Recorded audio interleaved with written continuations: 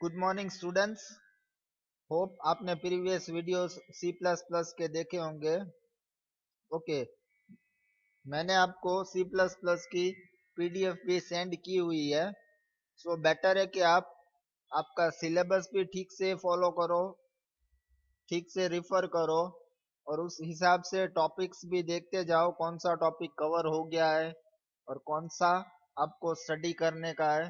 आपके पास पीडीएफ भी है जो फुल सिलेबस की मैंने रखी हुई है आपके ग्रुप में, तो आप उसको भी बेटर है कि रिफर किया करो।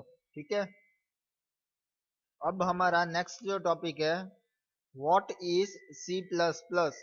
सी प्लस प्लस है क्या? अगर आप नाम देखो तो आपको पता लगेगा सी और उसके बाद प्लस प्लस। प्लस प्लस का मतलब सी में क्या होता है? Increment, one level up. Means एक प्लस करते हो आप, प्लस प्लस करो मीन्स उसमें क्या होता है, सी में आप वेरिएबल के साथ प्लस प्लस यूज करो मीन्स उसकी वैल्यू वन प्लस हो जाती है। Same way C plus plus जो आपकी लैंग्वेज है वो सी लैंग्वेज का एक्सटेंशन कहा जा सकता है। सी प्लस प्लस से एक स्टेप ज्यादा अगर आप देखोगे तो सी लैंग्वेज है आपकी, वो पीओपी लैंग्वेज है। हमने पीओपी और ओओपी पे भी ऑलरेडी पहले डिस्कशन किया हुआ है कि पीओपी और ओओपी है क्या, कौन कौन सी लैंग्वेजेस है, उसके बेनिफिट्स, एप्लीकेशन, वो हम ऑलरेडी कवर कर चुके हैं। अब हम देखेंगे what is C plus plus. C plus plus is an OOP. C plus plus क्या है? आपका ओओपी है, object oriented programming. it has been developed it has been developed by Bjarne Stroustrup. किसने डेवलप किया है? Bjarne Stroustrup at AT&T and T's Bell laboratory USA in 1980 में उसको develop किया गया। स्ट्राउटस्ट्रप was the great supporter of C language so that he wasn't to combine features of C and OOP in one language, so he has developed C++। अब ये स्ट्राउटस्ट्रप जो है वो C language का बहुत बड़ा सपोर्टर था। तो उसने क्या किया, वो ओपी पे कंसेप्ट को सी के साथ यूज करना चाहता था, सी और ओपी को साथ में मर्ज कंबाइन करना चाहता था। तो उसने क्या किया, he developed C plus plus. उसने सी प्लस प्लस डेवलप किया।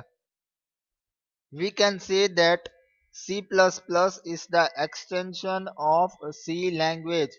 हम सी प्लस प्लस को सी लैंग्वेज का एक्सटेंशन कह सकते हैं।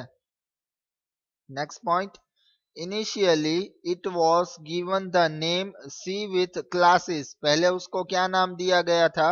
C with classes। But in 1983, the new name C++ was given। ठीक है, इन्वेंट कब हुई थी C++? 1980 में, पर पहले उसका नाम क्या रखा था? C with classes। But in 1983, ठीक है, 3 साल के बाद क्या हुआ, उसका नाम दिया गया C plus plus. The idea has come from increment operator plus plus which says that increment by one. उसका आइडिया उसको कहां से मिला कि क्यों उसका नाम सी प्लस प्लस रखा जाए? जो सी लैंग्वेज है, ठीक है, उसका operator increment operator plus plus. C language आप ऑलरेडी रिफर कर चुके हो सेम 1 में। ठीक है, उसमें जो आपका इंक्रीमेंट ऑपरेटर आता है प्लस प्लस प्लस, उसके ऊपर से उसको आइडिया आया कि उसका नाम सी प्लस प्लस रखा जाए। Okay, C plus plus is a super star of C. C plus plus को आप सुपर स्टार ऑफ सी भी बोल सकते हो। So if a person know C language then he easily understood C plus plus. अगर आपको सी लैंग्वेज आती है तो आप सी प्लस प्लस इजिली सीख सकते हो। ठीक है, क्योंकि सी प्लस प्लस का एनवायरमेंट और जो लैंग्वेजेस के सिंटैक्स हैं सब मोस्टली सब सी प्लस प्लस में आएगी, वो सब कॉमन है। ठीक है, तो आपको सी लैंग्वेज आती है तो आप सी प्लस प्लस इजीली सीख सकते हो। ये आपको जो स्क्रीन पे दिख रहा है structure of C plus plus program structure, सबसे ऊपर है हेडर फाइल डिक्लेरेशन सेक्शन। जैसे हम सी में अपने प्रोग्राम्स में जो हमें हेडर फाइल्स चाहिए वो हम सबसे ऊपर पहले इंक्लूड कराते हैं। सेम चीज हमें सी प्लस प्लस में करनी पड़ेगी। जो हमारी हेडर फाइल्स की रिक्वायरमेंट है वो हमें पहले ऊपर डिक्लेयर करनी पड़ेगी, इंक्लूड करनी पड़ेगी। नेक्स्ट है ग्लोबल डिक्लेरेशन सेक्शन। जो आपके प्रोग्राम्स के ग्लोबल वेरिएबल्स हैं वो हमें सेकेंड स्टेप में डिक्लेयर करने पड़ेंगे। थर्ड जो आपका पार्ट है class declaration and method definition section. आपके प्रोग्राम्स में जिन जिन क्लास की रिक्वायरमेंट्स है हमें वो और उसकी मेथड डेफिनेशन सेक्शन है उसमें वहां पे डिक्लेयर करनी होगी। उसमें उसके बाद लास्ट में आएगा मेन फंक्शन और then after method definition section. तो ये है आपका स्ट्रक्चर सी प्लस प्लस के प्रोग्राम का। ठीक है, आपको सी प्रोग्राम के स्ट्रक्चर की तरह सी प्लस प्लस के प्रोग्राम का स्ट्रक्चर थोड़ा अलग है। अब जो पहला सेक्शन था उसमें हेडर फाइल सेक्शन। ठीक है, सबसे पहले क्या है, ये अगर आपका स्ट्रक्चर है हम उसके हर एक स्टेप्स को डीप में देखेंगे। सबसे पहला जो स्टेज है स्टेप है header file declaration section. In this section, the header files are included that you will need in your program। जो header files हमें हमारे प्रोग्राम में चाहिए वो हमें इंक्लूड करनी होगी। For example, iostream.h is the header file which contains the function for input output। ठीक है, सी में जैसे आप हेडर फाइल्स इंक्लूड कराते हो सेम चीज आपको सी प्लस प्लस में करनी पड़ेगी। आपको सी प्लस प्लस के प्रोग्राम के लिए सबसे पहले जो हेडर फाइल है वो है iostream.h। ये हेडर फाइल आपको इंक्लूड करानी पड़ेगी। ठीक है, आईओ का मीनिंग है इनपुट आउटपुट स्ट्रीम। जो आपके प्रोग्राम की इनपुट और आउटपुट्स हैं वो कौन देखेगा, iostream.h। आपको यहाँ एग्जांपल दिया हुआ है कैसे आपको फाइल इंक्लूड करानी है।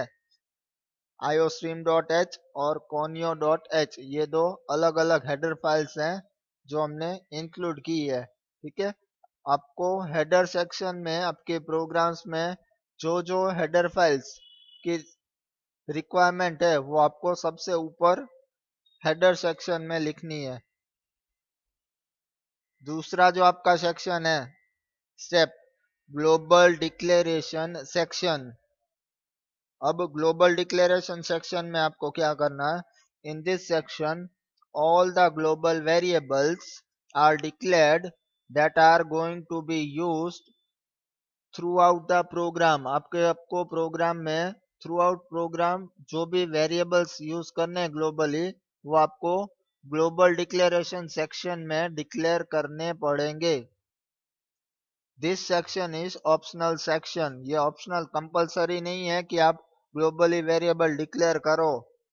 That is if you need global variable in your program then they are declared here.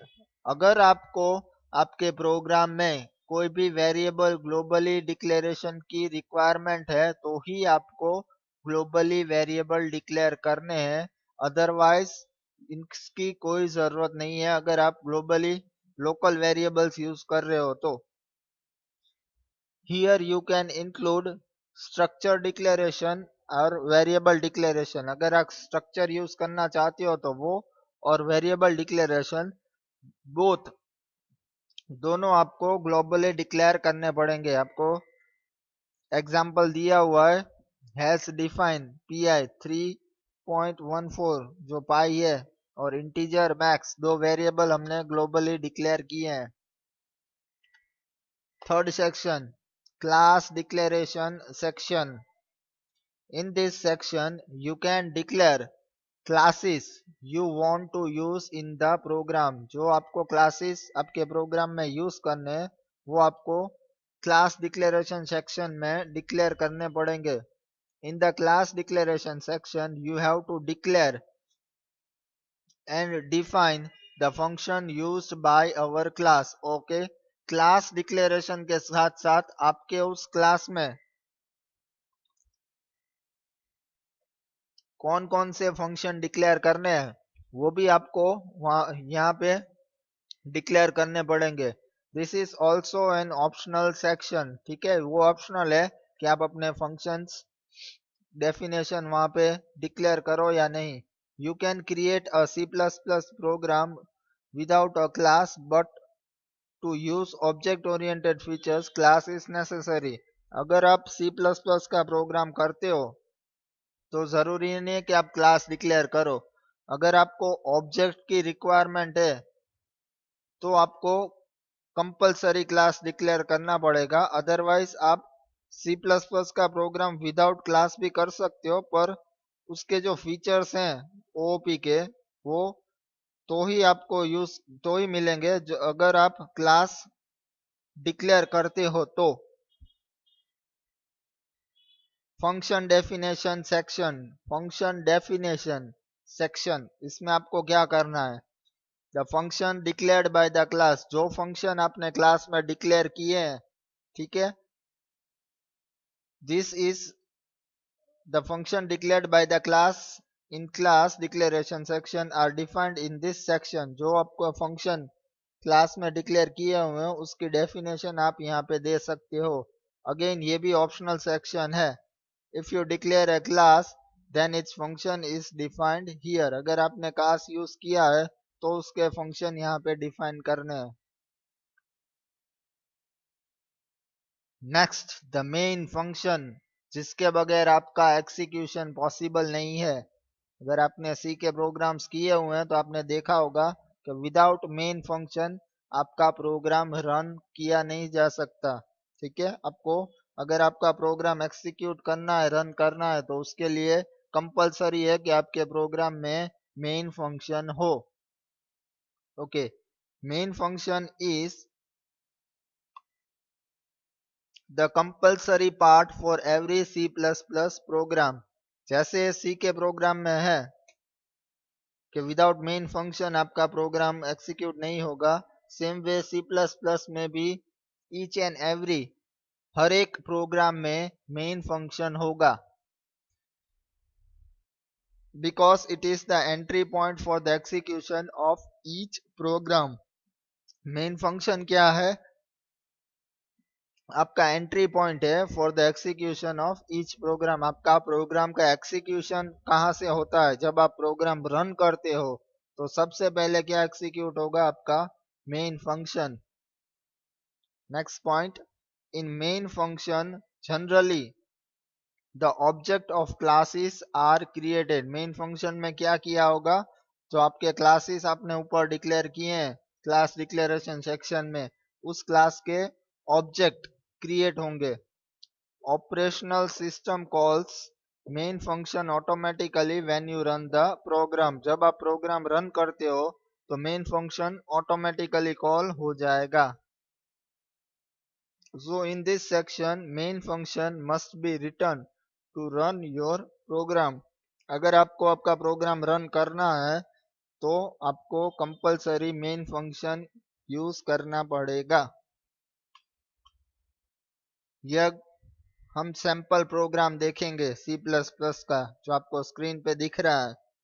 सबसे पहले हेडर फाइल्स इंक्लूड कराइए iostream.h, उसके बाद conio.h, फिर लिखा है void main clrscr cout welcome to the first C++ program get ch bracket over. जब आप C++ का प्रोग्राम सेव करोगे तो उसका एक्सटेंशन होगा डॉट cpp. सी के प्रोग्राम में एक्सटेंशन क्या होता था? Dot C. अब ये जो प्रोग्राम आप देख रहे हो उसका आउटपुट क्या आएगा? Welcome to first C plus plus program. ठीक है, ये प्रोग्राम आपको रन करने के लिए file co dot CPP extension के साथ सेव करना पड़ेगा।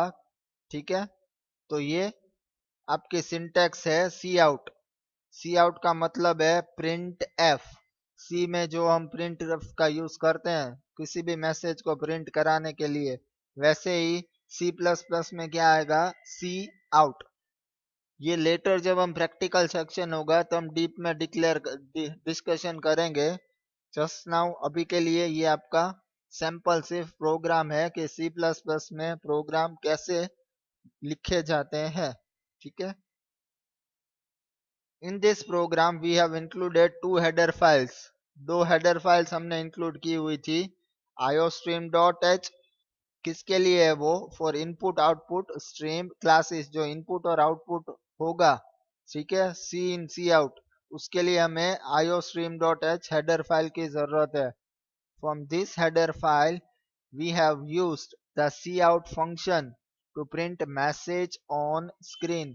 क्यों हमने iostream.h इंक्लूड कराई है, क्योंकि हमने cout फंक्शन का यूज किया है, जो मैसेज हमने प्रिंट कराया था स्क्रीन पे उसके लिए। द सेकेंड हेडर फाइल जो दूसरी हमने इंक्लूड की थी conio.h, हेडर फाइल्स इंक्लूड इसलिए की जाती है क्योंकि उनका कोई रीजन होता है। विदाउट रीजन ऐसे ही हेडर फाइल्स नहीं लिखी जाएगी। ठीक है, अब कॉनियो हमने क्यों इंक्लूड करवाई थी, from this header file we have used, कौन सा फंक्शन यूज किया था हमने, clrscr। clrscr फंक्शन जो है वो कहाँ पे होगा, आपकी conio dot H header file में। उसका यूज क्या है clrscr का, स्क्रीन क्लियर करने के लिए। और दूसरा जो फंक्शन हमने यूज किया है कोनियो में से वो है get ch, to get a character from keyboard. जो हम स्क्रीन जब हम प्रोग्राम रन करेंगे तो जब तक आप एंटर या की प्रेस नहीं करोगे तब तक आपकी वो स्क्रीन स्टॉप हो जाएगी। We haven't use global declaration, हमने ग्लोबल डिक्लेरेशन नहीं किया, क्लास डिक्लेरेशन नहीं किया, function definition section as they will be introduce in later chapters. आगे जब हम देखेंगे क्लास और फंक्शंस के टॉपिक्स तब हम उसको डीप में स्टडी करेंगे। The last section we have used is main function which is compulsory. ठीक है, तो ये है आपका डिक्लेरेशन हेडर फाइल्स जो हमने डिक्लेयर की है। उसके बाद है का मेन फंक्शन और ये आपका आउटपुट। ठीक है, अभी के लिए इतना इनफ है। Thank you.